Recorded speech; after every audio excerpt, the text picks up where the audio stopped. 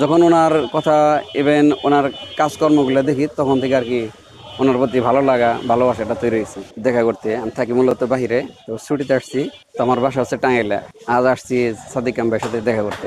ওনাকে চিনি ফেসবুক ইউটিউবে ওনার সাক্ষাৎকার এবং ওনার অনেক কিছু আর কি দেখি, সেজন্য আর কি ওনার সাথে পরিচয়। আর উনি তো শিবিরের সাথে আছে, সেজন্য আর কি আমি জানি ভালোভাবে।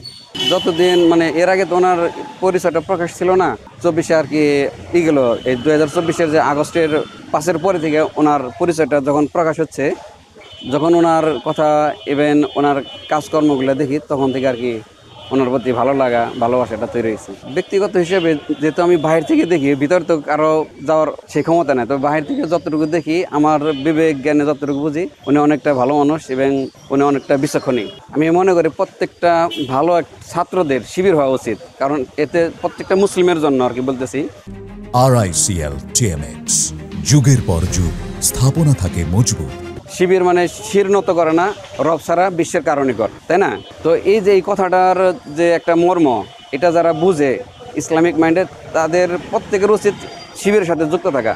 শিবিরে থাকলে তাদের যে মানে চাল চলন কথাবার্তা ইভেন তাদের যে ধর্মবিরোধতা সৃষ্টি হয়, এটা অন্য কোথাও হবে না, অন্য কোথাও হবে না। আমি ওনাকে পছন্দ করি বা সেই ক্ষেত্রে নয়, শিবিরের যে একটা ন্যায় নিষ্ঠাতা আছে, তো সেই ক্ষেত্রে প্রত্যেকটা জাতিগতভাবে যারা আছে প্রত্যেকটা ধর্মের ব্যক্তিদের উচিত শিবিরদের সাথে থাকা এবং তাদের সমর্থন করা, কারণ তারা শিবিরে তো কারোর উপর জুলুম করে না। যদি জুলুম করতো সেই হিসেবে বলতাম যে না, তাদের সাথে করা অনুচিত। তবে শিবির তো কারোর সাথে জুলুম করে না, বরঞ্চ তারা জুলুমের শিকার হয়েছে।